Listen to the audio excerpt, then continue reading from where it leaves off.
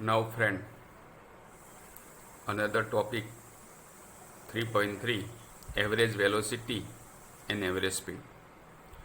When an object is in motion, its position changes with time.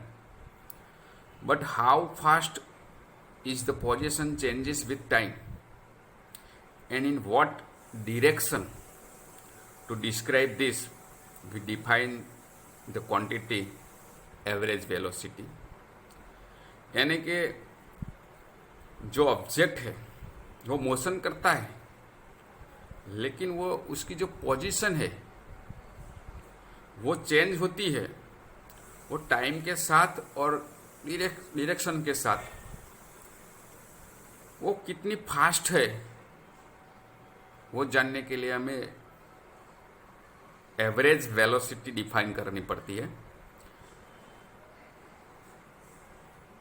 उसका जो formula है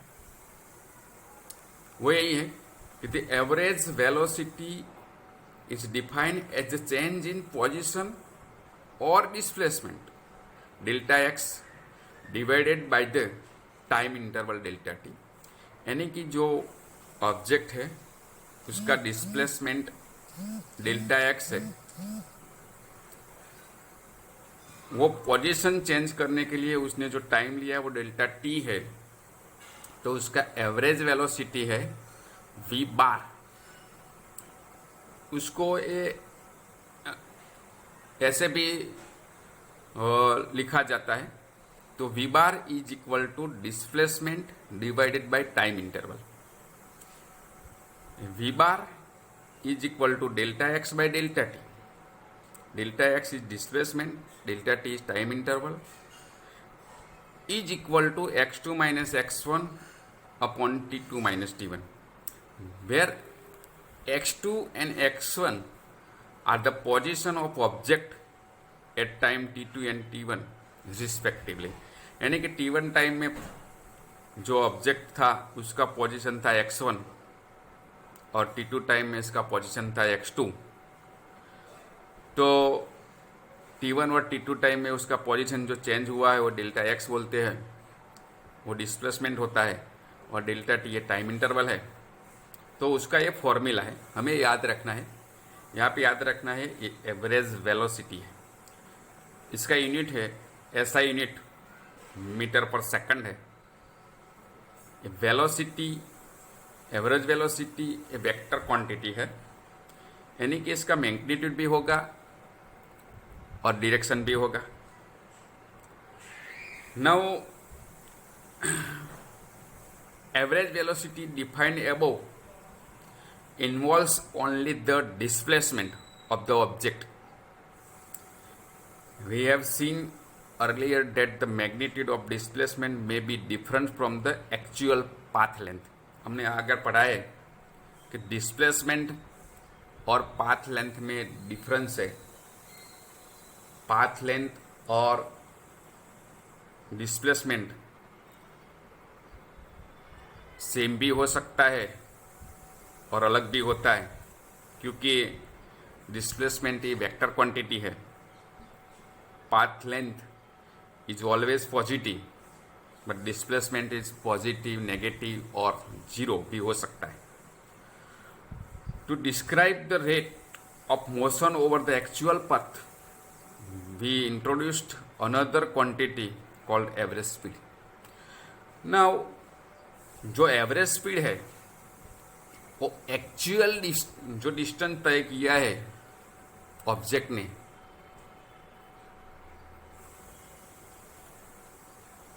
वही से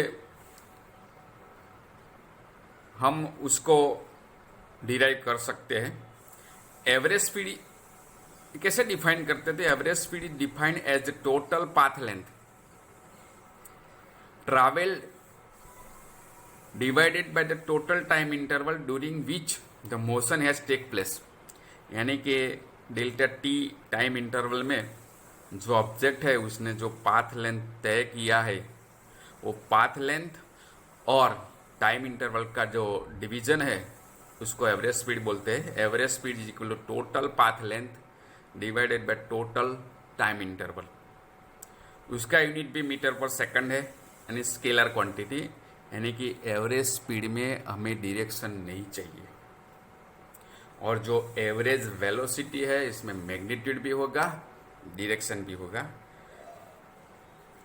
यहाँ पे जो average speed is always positive, but average velocity which can be positive और नेगेटिव। क्यों ऐसा होता है? तो हमने पढ़ा है कि एवरेज स्पीड में पाथ लेंथ आता है और पाथ लेंथ ऑलवेज पॉजिटिव है, लेकिन एवरेज स्पीड में डिस्प्लेसमेंट आता है, वो स्केलर वो वेक्टर क्वांटिटी है, इसलिए उसका डायरेक्शन भी होगा तो पॉजिटिव भी होगा, नेगेटिव भी होगा।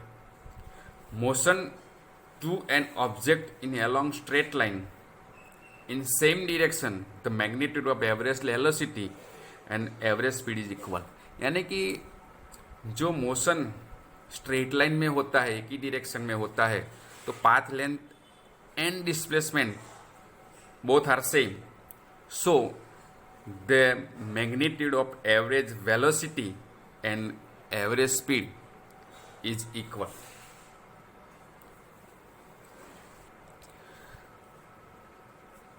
हमने पढ़ा कि जो एवरेज वेलोसिटी पॉजिटिव और नेगेटिव रहती, क्योंकि it's depends upon of displacement sign. The average velocity can positive और negative depending upon the sign of displacement. If displacement is zero, the average velocity is zero. Now we note that the graph is the powerful tool explain the topics. We have plot the graph x versus t. Now x versus t graph of object moving the position of velocity. The velocity is positive, the graph is plotted here, the straight line. x versus t का जो graph है वो ऐसा होता है, तो उसका जो स्पीड होता है नेगेटिव होता है, यानी कि टाइम इंटरवल में उसका जो डिस्प्लेसमेंट वो ये कम होता है, यानी कि माइनस होता है, तो हमें नेगेटिव एवरेज वेलोसिटी मिलता है। और जो प्लॉट है, ग्राफ है एक्स वर्सेस टी का, वो स्ट्रेट लाइन है और टी टाइम एक्सिस को पैरेलल है, तो जो ऑब्जेक्ट है वो रेस्ट पर है, यानी कि उसका जो एवरेज वेलोसिटी है वो जीरो होगा।